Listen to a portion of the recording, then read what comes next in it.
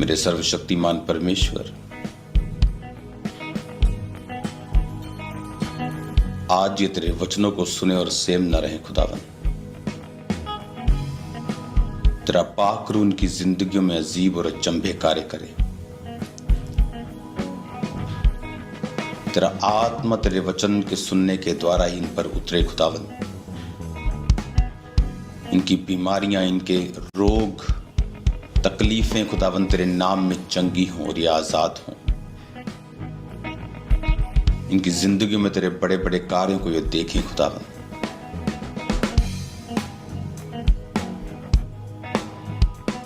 प्रभु यीशु मसीह के पवित्र और सामर्थी नाम में हम मांगते हैं, हालेलुया। अपने हाथों को उठाओ। आज खुदावन का आत्मा एक बड़े दर्शन को आपको समझाएगा और आप प्रभु यीशु मसीह के नाम में उससे वो बरकत पाएंगे। आपकी spiritual, physical, financial life same नहीं रहेगी। प्रभु यीशु मसीह के पवित्र और सामर्थी नाम में हम मांगते हैं, आमीन, आमीन, हालेलुया। खुदावन का आत्मा हमारे बीच में है। आज मैं शारीरिक रूप से आपसे दूर हूं, लेकिन स्पिरिचुअली मैं महसूस कर रहा हूं कि मैं आपके साथ कनेक्टेड हूं। अपने हाथों को उठाओ। सबसे पहले हम प्रार्थना करेंगे फिर से इंडियंस के लिए जो फॉरेन्स में रहते हैं। आपने वो दर्शन सुना था जो मैंने आपको बताया था। वो दर्शन नहीं था, वो सपना था। मैं कम सपने देखता हूँ, मतलब रोज मेरे को सपना नहीं आता, लेकिन जब मेरे को सपना आता है वो बहुत ही क्लियर कट होता है। और ये ग्रेस कुछ सालों से मेरी लाइफ के ऊपर है। और मैंने आपको बताया था कि मैं एक सपना देख रहा हूँ कि जो इंडियंस हैं वो एक ग्राउंड के पास खड़े हैं और उनको एम्बैरेसमेंट का सामना करना पड़ रहा है। 31 से पहले, 31 के करीब मेरे को ये सपना आया था। मैंने आपको बताया भी था। ये 2024 में लास्ट में मेरे को सपना आया था। मेरे को इतना याद है अच्छी तरह से। और जब 3 जनवरी को क्रिकेट मैच चल रहा था इंडिया ऑस्ट्रेलिया का, उसमें वो सपना पूरा हुआ। किसी भी दूसरे देश के लोगों का टीम्स को क्रिटिसाइज करना, बू करना, ये एक आम बात है। लेकिन इतनी मास लेवल के ऊपर कि जिसकी न्यूज़ चैनल्स को न्यूज़ लगानी पड़ जाए, उस प्रोफेटिक वर्ड को मैं चाहता हूं आप देखें।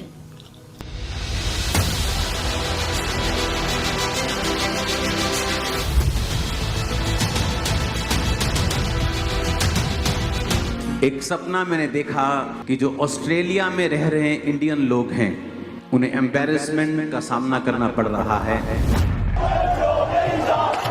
जैसे कि परमेश्वर के वचन आमोस की किताब 3 अध्याय उसकी 7 आयत में लिखा है, इसी प्रकार से प्रभु यहोवा अपने दास भविष्यद्वक्ताओं पर अपना मर्म यानी अपने भेद बिना प्रकट किए कुछ भी ना करेगा। अपने हाथों को उठाओ। एक सपना मैंने देखा सुबह, अपने हाथों को उठाओ, कि जो ऑस्ट्रेलिया में रह रहे इंडियन लोग हैं, उन्हें एम्बैरेसमेंट का सामना करना पड़ रहा है किसी लॉ को तोड़ने के कारण। अपने हाथों को उठाओ उन सब इंडियंस लोगों के लिए। और प्रभु ने मुझे दिखाया कि उस समय मैं वहां पे मौजूद था और वहां पर एक प्लेन, एक काइट होती है ना, पतंग जिसे बोलते, वो उड़ रही थी वहां। और मैंने सोचा शायद ये इस काइट के पीछे हैं लोग, लेकिन वो काइट परमेश्वर ने मुझे दी और मेरे हाथों में दे दी। तो परमेश्वर ने मुझे दिखाया कि उसको, वो चर्च के हाथों में है वो चीज़। अगर हम प्रार्थना करेंगे तो परमेश्वर दया करेगा। अपने हाथों को उठाएंगे इसकी प्रार्थना मैं ऊंची आवाज में नहीं करूंगा। अपने हाथों को उठाएंगे सब भारतीयों के लिए जो ऑस्ट्रेलिया में रहते हैं।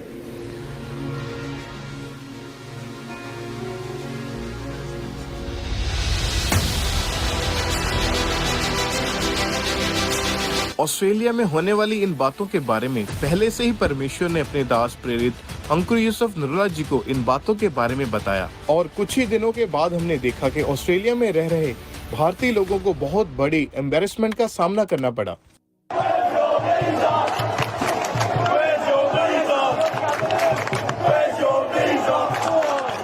परमेश्वर पहले से ही चेतावनी देता है अपने दासों के द्वारा अपने लोगों को, ताकि हम परमेश्वर में बने रहें, विश्वास में बने रहें और प्रार्थना करते रहें ताकि हम सुरक्षित रहें। और आपने देखा अभी, लेकिन जो बात मैं आपको बताने वाला हूं, फ्यूचर में ये बहुत बड़े लेवल के ऊपर होगा। सिर्फ ऑस्ट्रेलिया में ही नहीं, बहुत सी कंट्रीज में ये मिशन चलाए जाएंगे। आने वाले समय में अंधेरा होगा, लोग सिक्योर फील नहीं करेंगे और इंटरनेट इसे और वर्स कर देगा और खराब कर देगा। जितना अंधेरा ज्यादा होगा उतना ही परमेश्वर का काम भी ज्यादा होगा, उतना परमेश्वर की नीड, जरूरत लोगों को महसूस होगी कि हाँ, हम परमेश्वर के बिना, चाहे वो फॉरेन कंट्री हो, चाहे वो कोई भी कंट्री हो, हम नहीं चल सकते हैं। चीजें एक्सट्रीम होंगी, लोग खुल के अपनी कट्टरता को जाहिर करेंगे, फाइनेंशियल हालत पतली होगी फ्यूचर में लोगों की, अमीरी जिनके पास है वो एक्सट्रीम लेवल पे चले जाएंगे, दुनिया को कंट्रोल करने लगेंगे। खाना कुछ ही कंपनियों के कंट्रोल में होगा। ये मैं बात आपको बताता आ रहा हूं, और हम चाहे उसका विरोध करें, कुछ भी करें, लेकिन ये होगा और वहीं से कंट्रोल होगा हर एक चीज का। तो आपको, आपकी जनरेशन को तैयार करना है आने वाले समय के लिए। जब हमें आने वाले समयों का मालूम होता है, हम उसी रीति से अपनी तैयारी को करते हैं, और हमें यह मालूम होता है कि परमेश्वर क्या कर रहा है। क्योंकि चर्च में जब आप किसी जीवित चर्च के साथ जुड़ते हैं, वो सिर्फ आपको वचन की शिक्षा ही नहीं बल्कि प्रोफेटिकली भी आपको बताता है कि एक कलीसिया को शुरू में ही बताया जाता है कि आने वाले दिन, महीने और साल कैसे हैं और हमें किस तरह से अपनी तैयारी करनी है।